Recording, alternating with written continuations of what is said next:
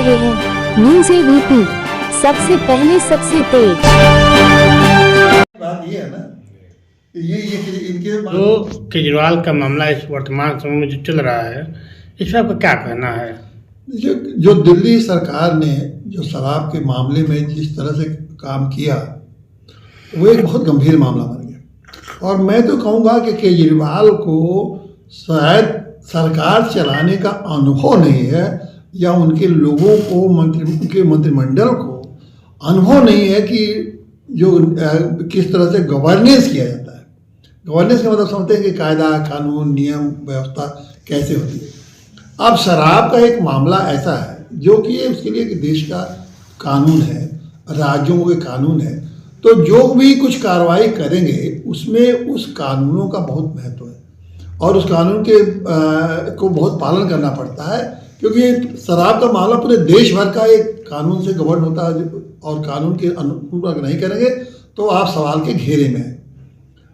मुझे लगता है कि दिल्ली के सरकार जो केजरीवाल की सरकार थी, वो लोकप्रियता के नारे तो गढ़ सकते हैं, लेकिन गवर्नेंस के मामले में उनको वो लोग पूरे एक तरह से जिसको कहा था गंवार टाइप के इनका गवर्नेंस था, वो लोकप्रिय बनने की कोशिश में वो समझ ही नहीं पाते हैं कि कायदा कानून की कितनी महत्ता होती है। तो उसी कायदा कानून का इन लोगों ने जिस तरह से उल्लंघन किया, उसमें ये फंसते गए और अब तो ये बहुत ज़्यादा साठ छा गए हैं। और सबसे बड़ा जो इस बात को जनता को जो समझने के बाद की बात है, हर आदमी ये समझ रहा है कि अगर आपने नीति बदली तो नीति बदलना आप सरकार के हक में है, सरकार के अधिकार के अंदर है, वो कोई नीति बदलना कोई गलत बात नहीं है। लेकिन नीति बदलने के बाद आपको उस नीति के जो प्रक्रिया है उस पूरी प्रक्रिया का पालन करना चाहिए। अब ये केजरीवाल जी पता नहीं एक पहले मुख्यमंत्री हैं जो कि मेरे समझ में नहीं आता कि मैं तो राजनीतिक भी हूँ, जज भी हूँ, मेरे समझ में नहीं आता कि आप इससे देश में कौन सा संदेश देना चाहते हैं कि आप अपने हाथ मुख्यमंत्री होते हुए कोई एक विभाग नहीं लेंगे और बाकी सारे लोगों को मंत्रियों को दे देंगे विभाग। तो इसका मतलब पहले ही से आपके मन में ये डर है कि कोई गलत काम होगा तो मैं उसकी मेरे पर जिम्मेदारी नहीं होगी। तो फिर प्रदेश के मुख्यमंत्री हैं, आप नेतृत्व करता है अपने मंत्रिमंडल के, अपने मंत्रियों को धोखा दे रहे हैं कि आप मंत्रियों को एक तरह धोखा दे रहे हैं, एक तरह से कि हम फंसे ना, तुम लोग फंसना हो तो फंसो, और जवानी आप सरकार चला रहे हैं।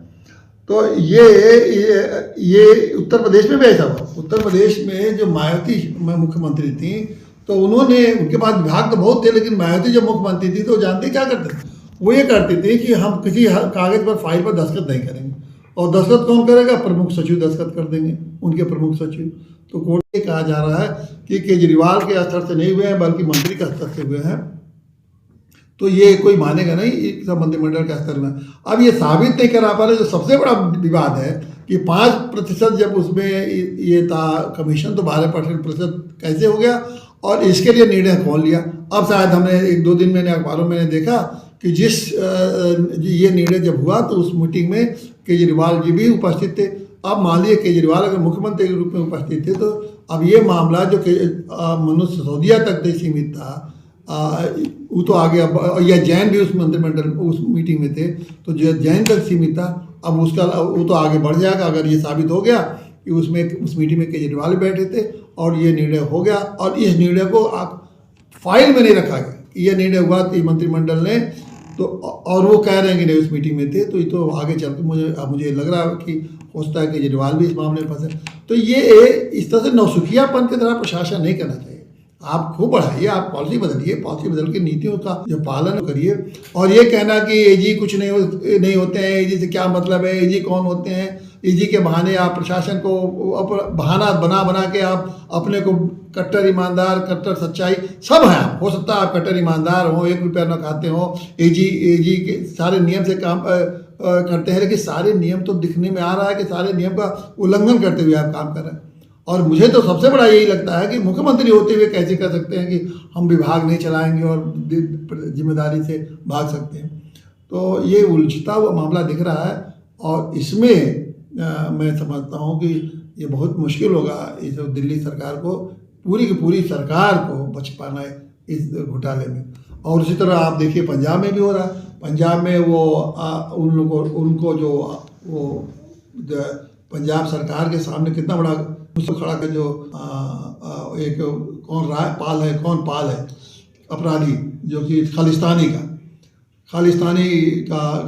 का बनाने वाला आ गया है एक नेता, और उसको भी आपने पुलिस थाने पर हमला किया, उस पर सख्ती कार्रवाई नहीं की।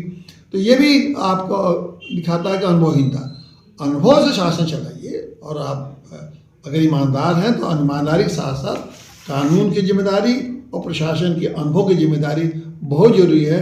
और केजरीवाल की सरकार में मुझे लगता है कि कानून की जानकारी भी कम है, और अनुभवों को किस तरह से शासन चलाया जाता है उसकी भी जानकारी इनको बहुत कम है। केवल लोकप्रियता के आधार पर ये सरकार चलाना चाहते हैं, और दूसरे को शिकायत करके और लोग कह के ये लोग हमारे साथ दुर्व्यवहार कर रहे हैं, उनको फंसाना